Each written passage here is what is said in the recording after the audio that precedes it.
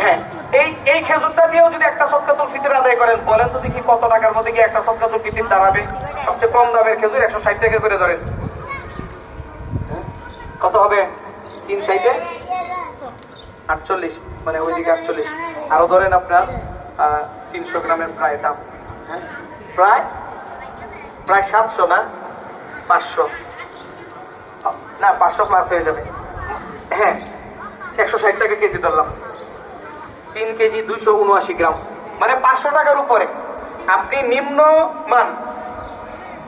জি ভলিউমটা না মুয়াজ্জিন সাহেব,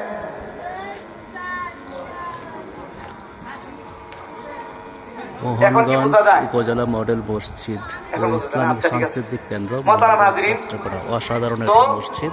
এখানে রমজান মাসের শেষ জুমাতুল বিদা উপলক্ষে শত শত মুসলিয়ানগণ মসজিদে ঢুকতেছে, অনেক সুন্দর লাগতেছে। আল্লাহ আমাদের সবাইকে মাফ করুক। ওই 520 বা 25 যেটাই হোক, ওই 500 টাকা প্লাস দাম এসে যায়। এখন বলেন তো দেখি, সদকাতুল ফিতর যদি এভাবে হিসেব করে আদায় হয়, তাহলে গরিবের অনেক বেশি হবে, অনেক বেশি হবে। তো আমাদের উচিত আমাদের স্থান থেকে সদকাতুল ফিতরটা একটা ভালো মূল্য দেওয়া হবে। এখন কথা হচ্ছে, আমি যদি 115 টাকা করে আদায় করি, আদায় হবে কিনা?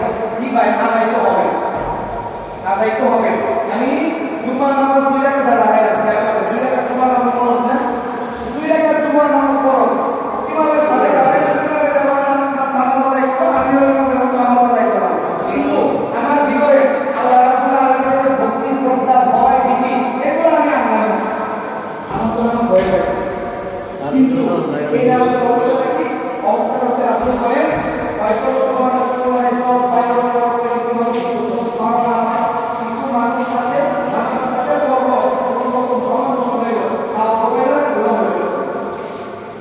এখন দেখা যাবে কি নামাজ পড়ার মধ্যে যদি এই কোয়ালিটি দ্বারা এই সওয়াবের তাকওয়া দ্বারা মানে বাকি এবং প্রতিনিধিত্ব দ্বারা যাবে সদকাতুল ফিতরও দেওয়া যায়। তাই একটা কথা অবশ্য এখানে, সেটা হচ্ছে যাকাত অবশ্য মুসলিমকে দেওয়া যায় না। সদকাতুল ফিতরটা আপনি যদি মনে করেন যে আমার আশপাশে গরিব মুসলমান নাই, আমি আমার একটা জায়গার মধ্যে বসবাস করি, যে আমার আশপাশে গরিব মুসলমান নাই, অথবা এমন যে গরিব মুসলমান আছে কিন্তু তার চেয়ে অসহায় একজন হিন্দু ধর্মীয় আছে,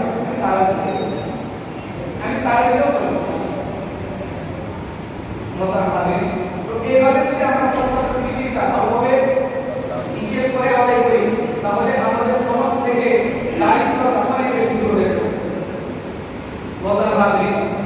রাসূল কারীম সাল্লাল্লাহু আলাইহি ওয়াসাল্লাম আমাদের এই যে সদকাতুল ফিতরের বিধান দিয়েছে, এখন আমরা কিভাবে আদায় করব?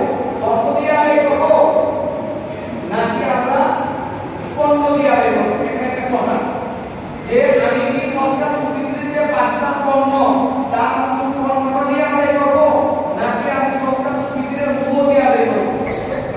ইমাম কারদাবী রাহমাতুল্লাহি আলাইহি না যাকাতুল ফিতর, সদকাতুল ফিতর এরকম একটা কিতাব আছে, তবে যতটা কমটা দিয়ে ভালো হবে সদকা করতে। অবস্থা যদি এরকম দেখা যায়, তাহলে যদি আমি সদকাতুল ফিতরের টাকাটা দেই, তাহলে সে সাথে সাথে নিজে খরচ করে ফেলবে, তার পরিবারের অন্যান্য সদস্যরা এটা ভোগ করতে পারবে না। অবস্থা যদি এই দাঁড়ায়, তাহলে আমার উচিত কি? তাহলে ভোগ করতে গেল। আর যদি দেখা যাবে না অবস্থা এরকম না, অবস্থা থাকে নগদ টাকাটা যদি তাকে দেই, তাহলে তার বেশি উপকার হয়। তাহলে পুরা মোহাম্মদ শহরের সম্পদের মালিক যদি 5 জন ব্যক্তি হয়, বাকি সমাজের সমস্ত মানুষ যদি দরিদ্র থাকে, আর এই 5 জন মানুষ তার সম্পদের হক আদায় করে না, বলেন তো দেখি ভারসাম্য থাকবে সমাজের?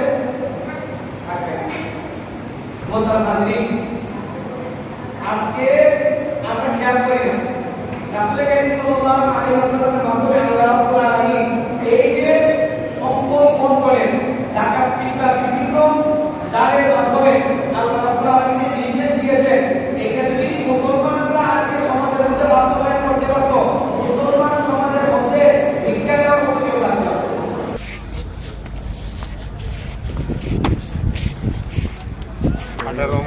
আবুদু লই আইডে মসজিদ মুসল্লি তার বাহে মনে নামাজ যায় না আটা নামাজ গেছে না এটা আবুদুব দে মসজিদ দে বলে বাহে নামাজ হয় না মনে করো পুরি মাছ গেছে না পুরি পুরি খালে মাছ মেলে আছে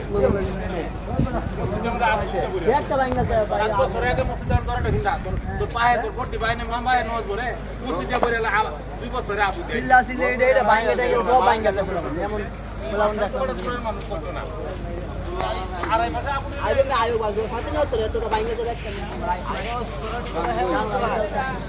বাংবই যদি তোমরা কাজটা দিরা বুঝি কাজে যাও কাল কাজে দেব না